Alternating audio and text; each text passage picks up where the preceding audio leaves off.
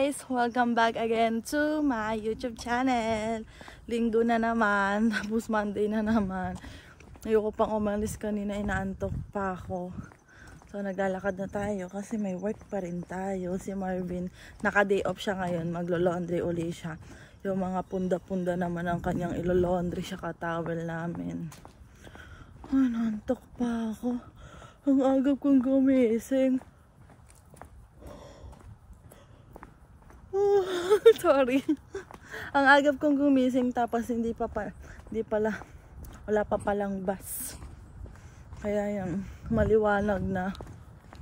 Mga ano na 7:30 na guys. 7:30. Tapos nag-ano lang ako, sandwich lang ako ngayon.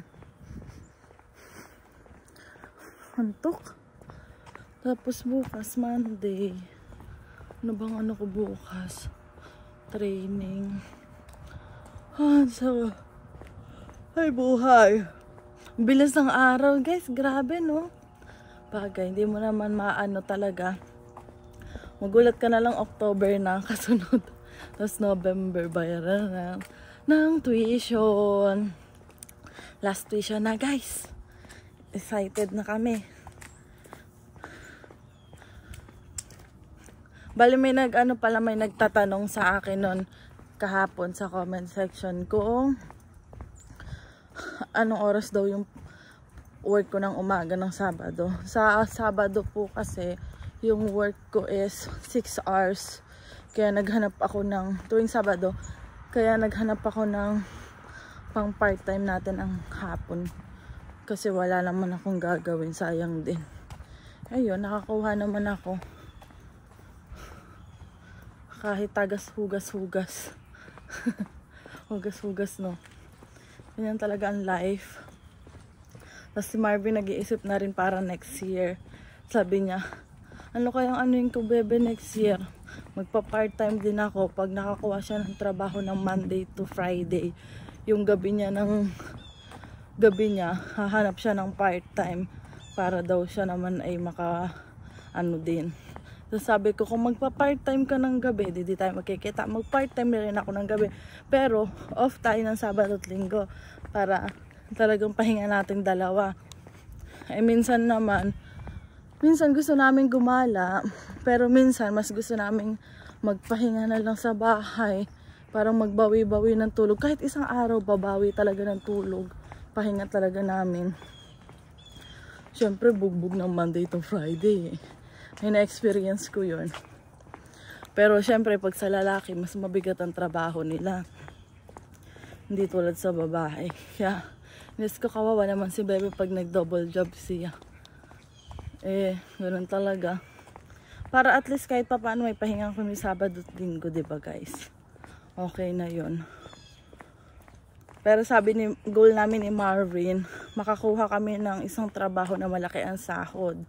Kaya, sana makaano siya kasi may exam din yung parang board exam ba yun, technician para magkaroon ng lisensya para malaki sahod niya. Tapos mag-ano pa siya, balak niya habang nagtatrabaho na siya, mag-school pa rin siya para tumaas yung posisyon niya. Sana masipag mag-aaral.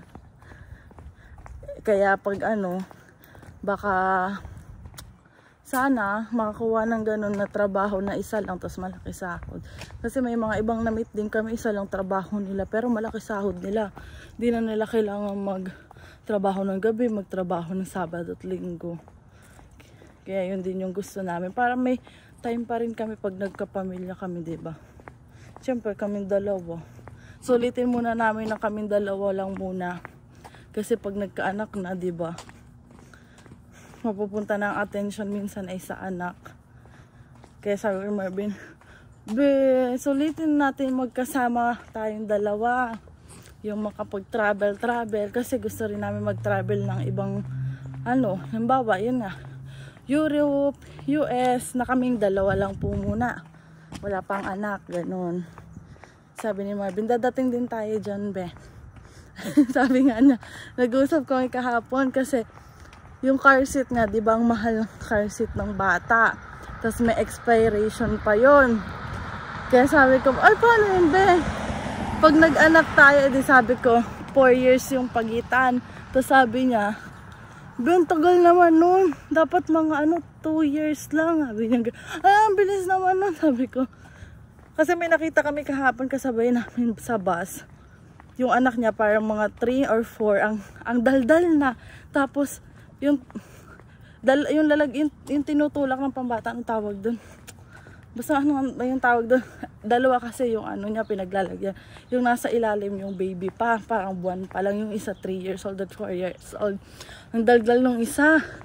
Tapos sabi namin ni Marvin, ang cute naman nun. Tapos sabi ni Marvin, yun na, pag-usapan na nga namin. Sabi niya mga 2 years naman ang pagitan, pwede na naman daw yun be. Sabi ko, agap naman nun.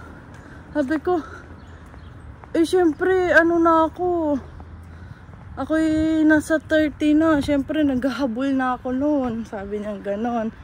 Naghahabol na ako. Syempre, gusto ko maalagaan pa nila mama yung mga anak natin. Sabi niya ganon. Kasi nga, syempre, sila mama ay senior na. Kaya sabi ni Marvin, maghahabol daw siya ng anak. Loko-loko ka. Pero syempre, inisip namin bago magkaanak, maging PR muna. At mahirap na. Tsaka mas madali namin pag-stay dito yung parents namin kapag PR na kami. Kapag may mga anak na, diba? Mag-aalaga sila ng apo.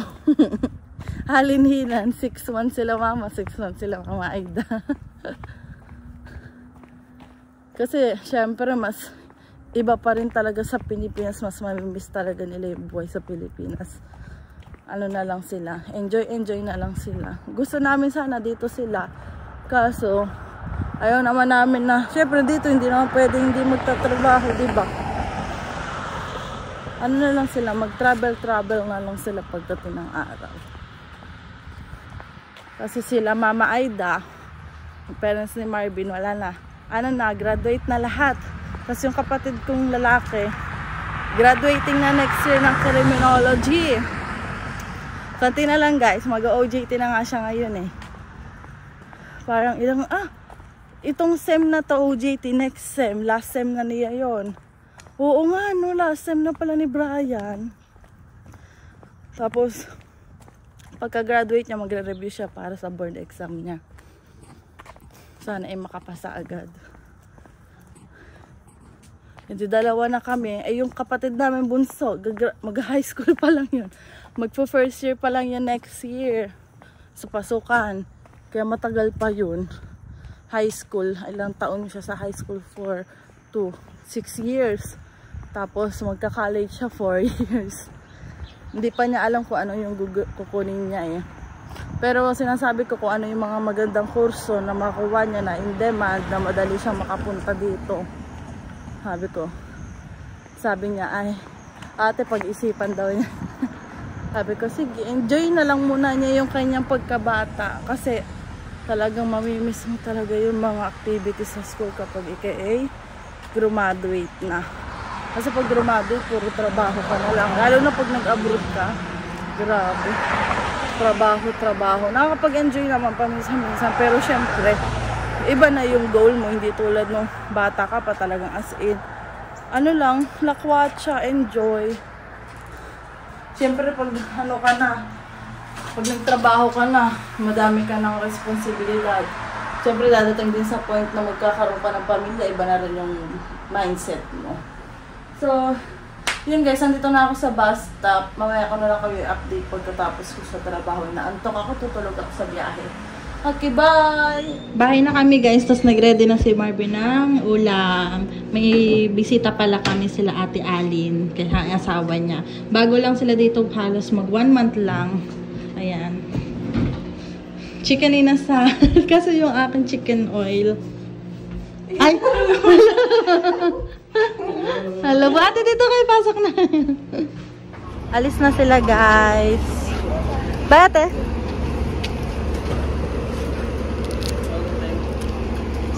Paano pa sila pa Markham? Inatid namin sila dito sa may kanto. Ang init, nainitan na ako, be. Pa-jacket-jacket pa tayo. Hindi sa akin kasakto lang. Akin mainit. Ay, oo nga. Yung akin kasi may ano. Ayun sila Ate Alin. Taga ano sila? Taga Binyan, Laguna. Pero si Ate pinanganak sa ano, sa Batangas. Kaya yung punto niya para medyo nagkakaano din sa akin. Malakas kami magsalita. Ang dami ng kwentuhan. Balik na muna kami sa bahay, guys. Maglo-laundry pa kami. Guys, nasa bahay na kami. Bali, nagbihis na din ako kasi sabi ni Marvin, tanggalin mo na yung damit mo at ilo-laundry ko yan. Sabi niya sa akin. Kaya nagtanggal na ako kasi anong oras na, baka maabutan kami ng cut-off ng paglo-laundry. Hindi pwede may nakatambak kami yung libagin. Libagin ay yung mga maduduming guys. Maduduming damit. Baka isipin nyo yung libag sa katawan. Tapos maghuhugas na ngayon ako. Si Marvin na yung nag-ayos ng lamesa. Sabi ni Ate Ali niya, sarap daw ng aking inasal. Pwede na daw magbenta. Tapos sabi ni Ate, payat daw ako sa personal. Mukha lang daw akong mataba sa camera. Sabi niya gano'n. Tapos sabi niya, hindi ako mataba. Sabi kong ganyan kanina. Tapos ang dami naman istorya nila Ate kasi nga, kami ni Ate Ali nang nagkausap to si Kuya Hax, kausap si Marvin. Sila nag-uusap kasi si Ate taga Batangas, ako taga Quezon Province, hindi parang magkaano sila. Tapos si Kuya at si Marvin magkaano sila. Usap nung una nga akala namin ni Marvin kasi edad niya lang. Kasi ang baby face nila, bata pa ng mga itsura nila Ate. Tapos ang sinabi nila, 33 na daw sila. Sabi ko, no! Tapos nagpakasal sila 2019. Parehas po silang IT. Ang galing. Tsaka guys, mayroon palang mga bagong dating na international student. Baka po mayroon kayo uling mga part-time na pwede po natin silang i-refer. Kasi yung iba po 1 month na rin po dito. Hindi pa po sila nakakakuha ng work nila. Kasi may iba na talaga. Tulad ng si Kuya, sambuti na lang daw natanggap agad siya. Kasi doon sa kanila, nagpasa-pasa daw talaga sila. Swerte nga daw kasi sabi nila, yung bang nagsabi, puro referral nga din daw. Hirap din talaga dito pag wala kang referral. Naswertehan daw, sabi ni Kuya, buti nga naswertehan ako ganyan-ganyan. Sabi, Kuya, tapos sabi niya, syempre, ang dami alam ni Kuya, kaya niya ng mga bike, kaya niya ng mga sasakyan. Dami niyang alam, puro skill. Tapos sabi niya, di ba siya IT siya. Tapos gulat nga kami, sabi ko, Kuya, ang dami po lang alam, puro skill. Sabi ko, oo nga, kasi mahirap nga lang dito. Kailangan may certificate ka bago ka magkaganyan-ganyan. Sabi ko, oo nga, Kuya, ang hirap. Tapos, kaysa naman kami puro palabas kami ng palabas ng pera. Tapos wala kaming trabaho. Kaya ni-grab ko na yung Tim Hortons. Sa Tim Hortons si Kuya. Ang hirap daw ng walang trabaho kasi ang dami na din nilang naiilabas na pera, ang daming gastos. Sabi, mag 1 month na ata sila mag 1 month na sila ngayong September. Kaya sabi niya kung ano lang daw nandyan, at least full time, makakawa pa siya ng OHIP, yun na lang daw muna. Basta tapos yun. Sabi ni Ate, kami nga sa milk tea, dati sa Pilipinas, pag sa Pilipinas, pag gusto mo mag-milk tea, kahit lagi kang bumili ng milk tea, tapos kapag gusto mong pag-uwi ka na ng gabi, gusto mong kumain, papadala ka lang ng Grab. Dito, naku, uwi na lang tayo, sa bahay na lang tayo magluto. Milk tea, once a month lang tayo. Parang sabi natin, budget daw talaga sila kasi ang mahal. Mas gusto daw nilang magbahay na lang kumain. Syempre, tuition. Pero pag nakaluwag-luwag, lalo na sila Ate, para silang IT. Pag nakakuha sila, in demand yun dito, sa laki ng sahod, tapos mag-work from home. Kaya sabi niya, ganun. Tapos, balak namin pumunta doon guys sa Union Village. Kasi ang ganda doon, parang Europe daw doon ang style. Nakita ko na siya sa TikTok, pinakita ko na yun kay Marvin. Kaso hindi kami makapunta kasi wala pa nga uling time kami ni Marvin. Tapos pupunta pa ako kay Tito Edwin sa Mississauga. Kailangan kong kunin yung pinadala ko sa kanyang panggawa ng kuko. Kasi magpa-practice ako ng gawa ng mga nail polish, yung extension guys. ay busy pa tayo. Busy pa si Inday. Kaya hindi pa tayo makapunta. Ay, naku, ang dami namin kwentuhan. Tapos pati yung mga kwentuhan paano magtampo, babae, mga ganyan. Tapos, tawanan na lang kami. Ang dami namin kinistoryahan talaga nila ate. Ang saya din nilang kasama, guys. Kaya, sabi ka ate, susunod kami naman ng bibisita. Tapos kumuha sila ng second hand na bike, si kuya lang nag-ayos. Tapos sabi ko, ay kuya, kung sinabi mo agad. Ang dami nagbibigay sa akin ng mga bike. Ang problema lang ay ano, yung gulong lang. Eh syempre hindi naman kami marunong maggawa ng ganyan ni Marvin. Hindi namin maano, halos baka 5 bike na yung binibigay na sa akin. Hindi namin makuha-kuha kasi hindi rin naman kami marunong kung paano gagawin doon. Wala rin kami kakilala. Ay nako. Kung ano, sige, pag mga ano, picturean mo, tingnan natin kung ano yung mga pwedeng gawin. Sabi ko, kasi kuya, gulong lang yung iba mountain bike, ang gaganda pa talaga. Lalo sa pinagtatrabaho ng Kondo, yung mga tinatapon na bike, okay pa, tas gulong lang ang problema, parang mga flat lang. Pinapadala nga sa akin nila kuya, sabi ko, hindi ko naman alam paano yan ayusin kuya. Ay ngayon, meron na tayong, hindi naman si kuya, kaya pwede niyang maayos, tapos, bili-bili na lang nung anong kailangan. At least makamura pa, diba? Kaysa bibili kami, aayusin na lang. Kasi pag bumili ka, aayusin mo pa yung iba.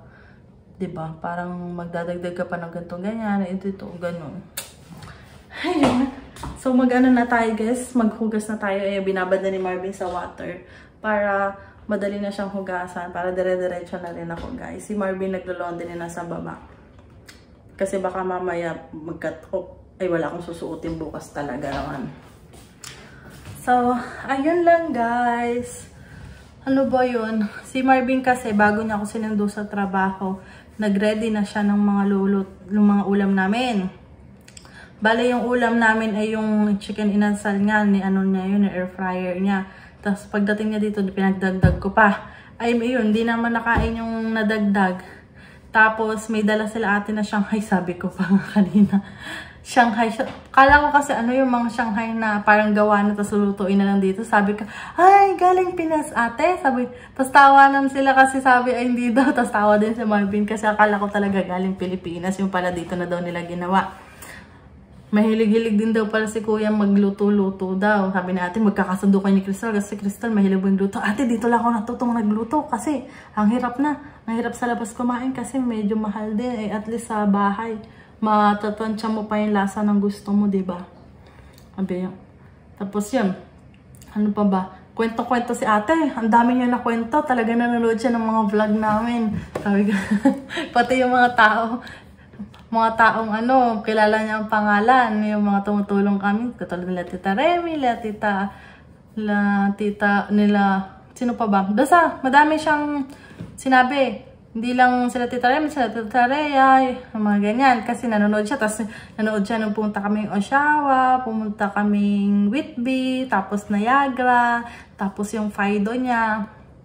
Sa Fido nila, doon sila kumuha sa Pilipinas tulad sa amin. Kasi yung iba hindi kumukuha kasi nga daw scam daw yung mga binibigay na free doon na Fido. Kasi nung dati rin, nung pumila kami doon pagkuha ng visa namin, walang kumuha ng Fido. Kami lang mag-asawa ang kumuha. Tapos yung mga kasama namin, haba ng pila, wala.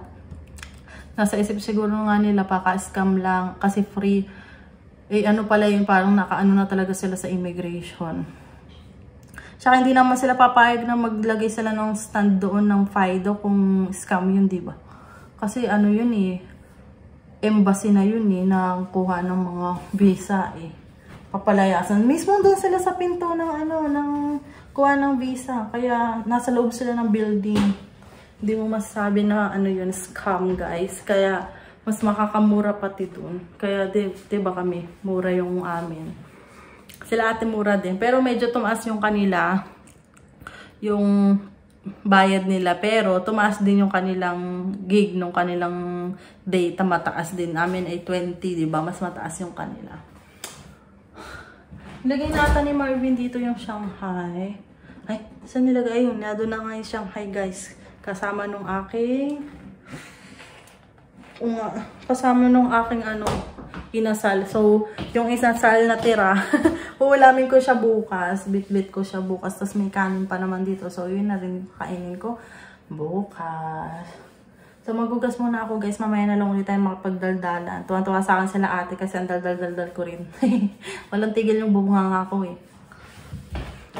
Hello guys, bali tapos ko na lahat ng mga pinaggagawa ko. Tumawag na rin ako kay mama habang naghuhugas ako. Nagpagchismisan muna ako. Tapos after nun, pinag-toothbrush na ako ni Marvin. Bali, naglagay na siya ng toothpaste sa toothbrush namin. Sabay kami nagtutoothbrush. Kasi yun lagi routine namin. Every night. Sabay kami nagtutoothbrush ni Marvin. Tapos after nung bumaba siya para i-dryer yung mga damit dahil hindi pwedeng hindi i-dryer kasi nandun yung uniform ko para bukas. At magpapahinga na din tayo dahil medyo pagod na ako. Tapos next week, work ulit tayo. Puro dire-diretso pala yun na Sabado at Linggo may trabaho na tayo. Kasi Marvin may off ng Linggo. Dati si Marvin ang walang day off. Ngayon ako naman ang walang day off guys. Baka October na muna. Tapusin lang muna natin yung yung tuition ni Marvin. Tapos makapag na ako nun. Para makapagpahinga-pahinga, bebe time naman, bebe time. Pero hataw muna tayo para mabilis natin maipon yung pang tuition niya. Konti na lang guys. Natutuwa ako pag nakikita ko yung account ko. Char. Basta, kaya natin yan. Sila ate nga yung kaninang bagong dating Kakatuwa talaga eh. Nakikita ulit kami nila ate Bitin nga kasi sobrang haba ng pinag-istoryahan namin kanina guys. Hindi na namin namalayan magna-9 na. Layo pa nila. Na-realize ko kasi na mag-laundry pati si Marvin. Tapos umimik na si Marvin na, ate baka kayo sa biyahe. Kasi Linggo. Tulad kanina, anong oras na ako nakasakay, diba? Kasi yung pala walang biyahe ng maagap. 8:00 pa. Kaya sabi ko, shit, 8:00, Linggo. Yung pala, ganito pala pag dindo. Ngayon ko lang kasi na-experience ng Linggo sobrang aga. Kasi dapat kanina alis na sana ako ng 6:30 ata ako aalis sana. Kanina walang bus. Ay, sabi ko, oy. Sabi ni Marvin, ayun, humiga ka muna dyan. Ayun, parang nakapikit ako pero gising yung diwa ko na pag-istoryahan ako kay Barbie. Pero antok na antok ko kanina. Kaya sa matulog pa ako, diretso ko pa baka sumakit yung ulo ko. Kaya sabi ni Marvin wag na daw muna. Ayun guys, bali, pahinga na talaga tayo kasi antok na ako. Kita na yung antok sa mata ko bukas trabaho. Tapos after bukas, na ako. Training ako bukas. Tapos Tuesday, Wednesday, work. Hanggang Linggo tayo magtatrabaho, guys. Umenji, dire-diretso yun. Hanggang next week, wala na naman ang pahinga. Pero kaya natin yan. Fighting lang tayo. Guys, huwag niyong kalimutan ha. Baka may makita kayong mga hiring. Baka pwede natin i-refer yung mga bago international student po. Kasi syempre, pag international student, lang yung schedule lang na available nila. Yun lang pwede sa kanilang magtrabaho. Syempre, kailangan din naman nilang pandagdag sa tuition. Kaya maganda yung matulungan din natin sila. Gawa ng tulad nung kay Marvin, kung kailan siya available, yun lang mabibigay niyang oras. Kaya yung ibang international student, mahirap makuha ng trabaho dahil every sem papalit-palit sila ng schedule. Tapos, kasi ang pasok lagi sa minsan kalimitan sa mga trabaho Monday to Friday dito. Talagang halos lahat dito Sabado at Linggo nagpapa-day off kasi parang para sa kanila family day yon. Yun. Kaya ngayon wala pa naman kaming anak ni Marvin, edi work lang muna kami. Tapos next year full time si Marvin, magwo-work din yan. Hindi pwedeng di magwo-work, mag-iipon tayo guys. Para makapagsimula na talaga tayo. Pero syempre kailangan na makuha ni Marvin yung skilled para mabilis kami makapag-apply ng PR. Kasi ang daming na-approve ang PR ngayon ng mga international student dito sa Ontario. Kasi dati nawawalan kami ng pag-asa kasi nga pahirapan dito. Yun ang mga comment. Yun ang mga nakikita namin about sa Ontario. Pero ang dami kasing na-approve na international student dito sa Ontario. Basta skilled ka. Kasi merong ang Ontario Farm Pathway para mas mabilis kang makapag-apply ng PR. Hindi mo kailangang punuin yung 500, 600 points ba. basta maka 1 year ka lang na experience ng skilled, pwede na mag-apply ng PR. Kaya yun ang hinahabol namin. Kaso ako nahirapan ako kasi babae ako, wala ako masyadong alam sa mga ganun-ganun. Si Marvin, may kukunin pa yan na isang certificate. Babalitaan ko na lang kayo kung ano yon. Kailangan muna niya asikasuhin. Pag naasikaso niya, edi saka ko ibabalita sa inyo. Ang dami niyang gustong kunin na certificate, guys. Kaso syempre, kapag kukuha ka ng certificate, kailangan mo na may ganito. Kasi syempre dito puro may certificate. Kasi yung iba mga training lang, tapos mabibigyan ka na ng certificate, tapos pwede si Marvin makapag part-time ng ganyong skilled. Or next year, pagka-graduate niya, kung hindi man siya makakuha ng pang electrical technician, pwedeng yun ang gamitin niya. At least meron kami mga plan B, plan A, plan B, plan C. Kung ano lang, lahat ng klaseng plan na ano natin. Syempre hindi tayo pwedeng mawalan lagi. Dapat lagi tayo nagsisearch talaga kung ano yung mga possible way para mas mapadali tayo dito sa Canada. Ayun lang guys, ang share ko ngayong araw sa inyo. Bale, madami pa kami i-share sa inyo ng mga experience namin, experience ng ibang mga bagong dating, experience ng mga matatagal na dito para lahat tayo, may matututunan, ganyan. Kaya, ayun, kaya kung ano yung mga sinishare nila sa amin, sinishare ko din sa inyo. Para kung ano may mga nagawa naming mali, nagawa nilang mali, hindi natin magagawa, hindi nyo magagawa. Yun, ganon. Hindi namin magagawa yung mga maling nagawa nila. Tapos, i-share namin sa inyo para hindi nyo rin magagawa yung maling nagawa namin. Ganon. Para nag-ulit-ulit tayo, no? Ayun lang naman yung purpose ng mga vlog ko. Kasi yung una talaga yung mga vlog ko lang naman parang lang, memories, mga ganyan, hanggang sa dumanuin yung mga nagtatanong, mga ganyan. Ayun, bye-bye na. Mahaba na tayo. Sasabihin naman ni Marvin, magpapaalam ka na naman. Haba na naman ng kwento mo. Dire-diretso ka na naman. So, yun lang guys. Maraming salamat po talaga sa pagsuporta ninyo. Huwag niyong kalimutan mag-like and subscribe. At kapag may ads po na lumabas, huwag niyo po muna i-skip. Kasi malaking tulong po yan para ma-start po natin yung para po dun sa programa na gaganapin natin sa Quezon po uli. Para sa mga matatanda at bata. Bye!